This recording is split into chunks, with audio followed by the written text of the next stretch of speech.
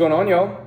So I haven't been able to post anything in a couple of days because I've been traveling for work and just been super busy. But as the conservative clown car continues collapsing with Trump's poll numbers going in the toilet and all the negative news coming out, the right-wing media, the right-wing echo chamber, the right-wing influence sphere is crashing out.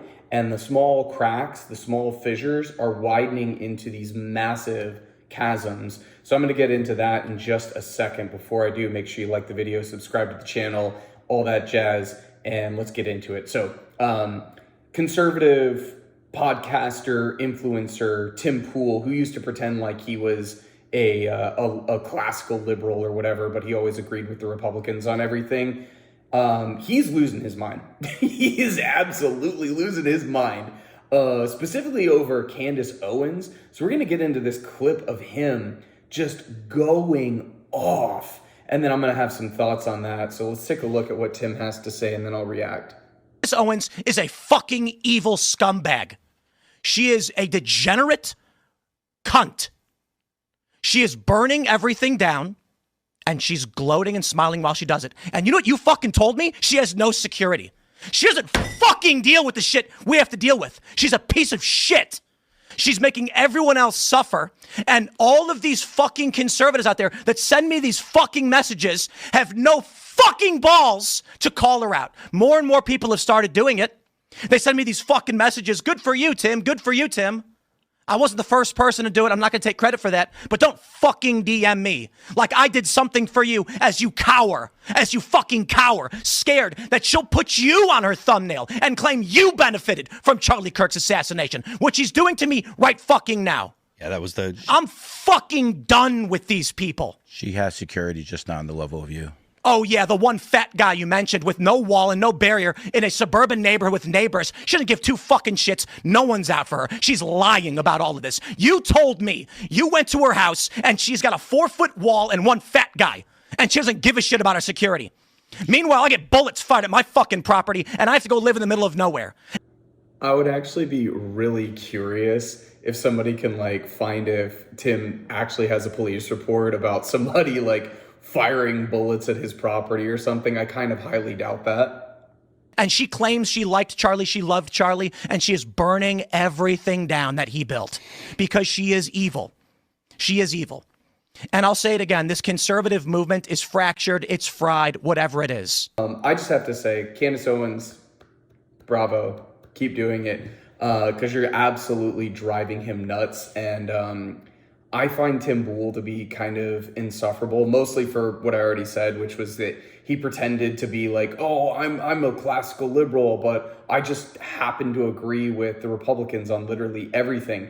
But the real reason that he is crashing the fuck out and he's screaming at Candace Owens on his podcast is because he's jealous. He did another one earlier where he was talking about how viewership is down, and it's not just for him, it's for people like Ben Shapiro and some of these other conservative influencers. Meanwhile, Candace Owens' numbers are up, and I don't watch her content, but I've seen clips. She does a bunch of weird conspiracy nonsense, and I'm sure a bunch of people find it entertaining, and I think that she's probably talented because she can attract that kind of an audience. But at the end of the day, Tim, you're just jealous, bro. Just admit it. She's better at this than you are. And the fact that they are crashing the fuck out is music to my ears. But it gets worse. So we also had Milo Yiannopoulos, who used to be kind of a big name a couple years ago, just come out of the woodwork. And I guess he accused Charlie Kirk of being gay, but he also called out another conservative influencer, Benny Johnson, for being gay.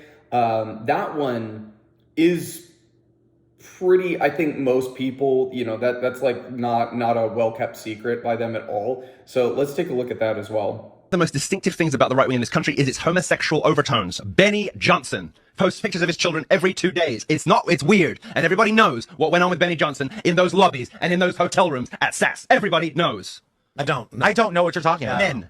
Younger men, not underage. At least I don't know that. Okay, wait. His wife was crying drunk in the lobby 3 sasses in a row about how her husband was upstairs with boys. Come on. But go ask her. Come on. Go ask her.